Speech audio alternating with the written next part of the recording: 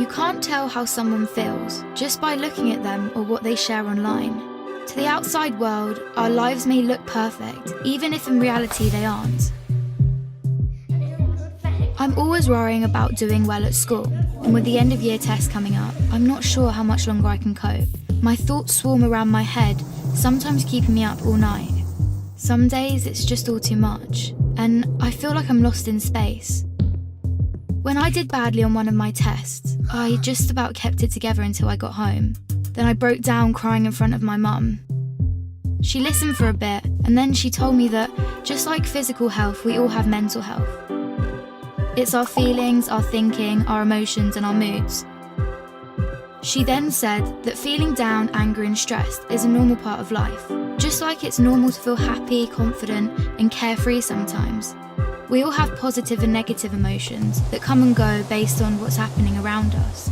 These are everyday feelings. Good mental health means experiencing negative emotions. It's not always about being happy. Mum can relate to the feelings of stress. So when Mum suggested I take a break from everything and do something I enjoy, I actually took her advice. So I made myself a hot chocolate, snuggled up in a duvet and watched a film. And you know what? Afterwards I felt so much better. Mum should take her own advice. Most of us only ever share the good things. We don't like to share how we really feel. Every morning when I wake up, negative thoughts stream through my head. Getting out of bed and pretending I'm okay takes all the energy I have. As the day goes on, the negative thoughts turn from a stream into a river. The water rushes through my head so loudly it's hard to concentrate in lessons. And some days it's so bad it feels like a waterfall that's trying to pull me over the edge. Everything is so overwhelming. I didn't think my friends would understand if I told them how down I was feeling. But when Sasha opened up to me about how stressed she was feeling, I told her. I wasn't sure how to bring up how I'd been feeling, so I started by saying that I didn't feel like myself. Just her listening made me feel like she understood. She told me some things that had helped her, so I tried them too, but it didn't make much of a difference. Even when I tried to be around my friends, I felt alone. The things I used to enjoy weren't fun anymore. I was really worried about Andre and not sure what to do. He was quiet and wasn't hanging out with us like he used to. So I asked our head of year for some advice. He suggested I get Andre to speak to him since his negative feelings weren't going away. I didn't want to speak to our head of year, but I also didn't want to keep feeling so down, so I went. He said that sometimes we have overwhelming feelings that can be more intense than our everyday feelings. These feelings hang around for a long time and change the way we feel, think, and behave. They can stop us doing what we want to in life. That's what I was going through. He also said that if we're physically unwell, we let people know, we ask for help. It should be no different with mental health. Sometimes our overwhelming feelings are brought on because of things in our life. Sometimes they happen for no reason at all. After hearing this, I felt much less alone and it felt good to talk. Scientists have found exercise can help when you're feeling low, so our head of year encouraged me to sign up to the school football club, which Sasha was already in. I still have days when the river is there, but now I'm beginning to understand my mental health. I'm learning how to cope. Our head of year reminded me that my friends, family, teachers, and lots of others at school are there to help just as much as he is. I had no idea the people around me could be so understanding. And while it's not always easy to talk about my mental health, the person I'm talking to might be able to help. If you don't feel like talking, that's fine. You could try writing, sports, reading, art, music, playing with your pet, whatever makes you feel better. If you're the person someone talks to when they're struggling, just listen with no pressure or judgments. You don't have to have the answer. If you feel unsure about anything, you can speak to a trusted adult. Talking about mental health doesn't have to be difficult. After all, it's something we all have.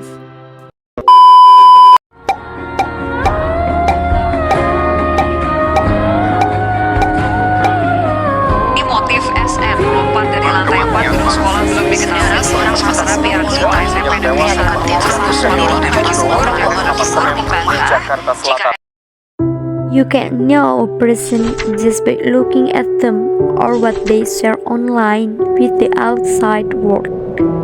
Our life may look perfect, seem happy, even though in reality it is not. Many people think that a healthy person is someone who rarely gets physically ill. However, we need to know that a healthy person is someone who is healthy from both aspects, namely physical and spiritual. There are many causes of vulnerable mental health, both from internal and external factors.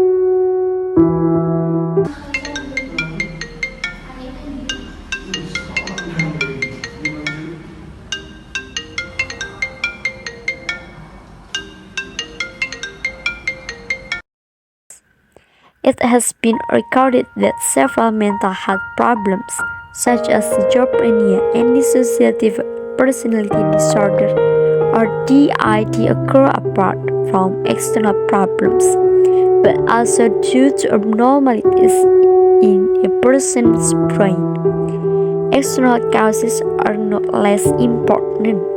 An example of an external cause that can influence is an unhappy environment at home or within your circle of friends.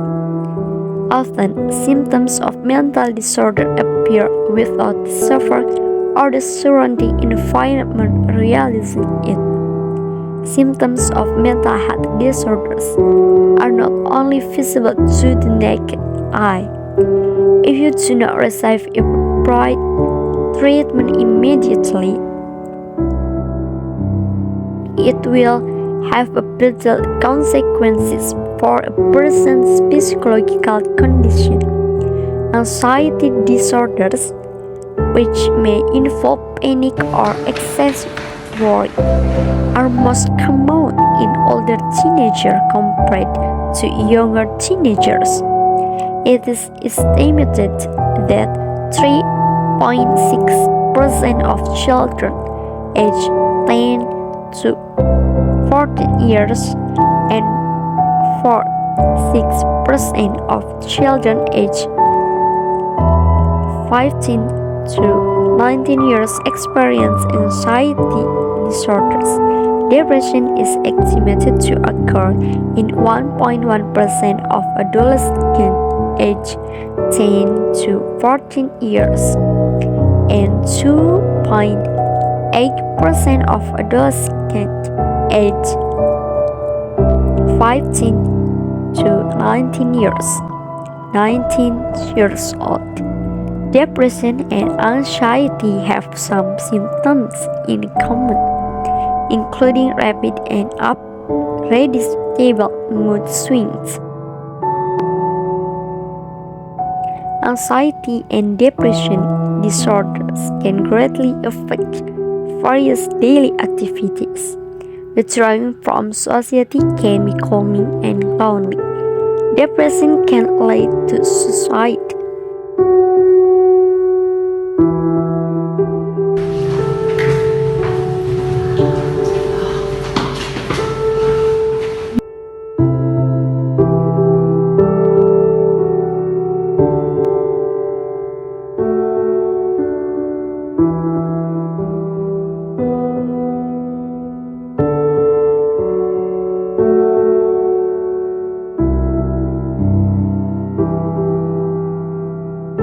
Don't let us experience death.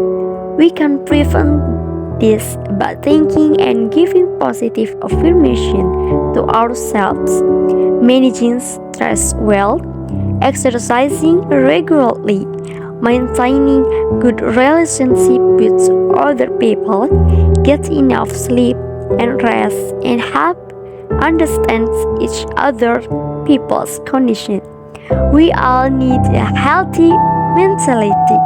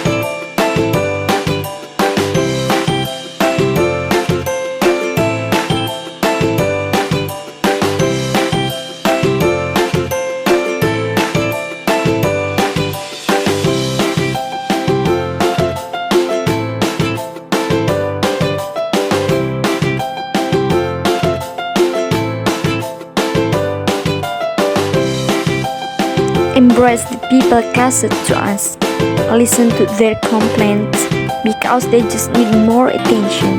Keep thinking positively and thinking about the future. Be kind and be yourself.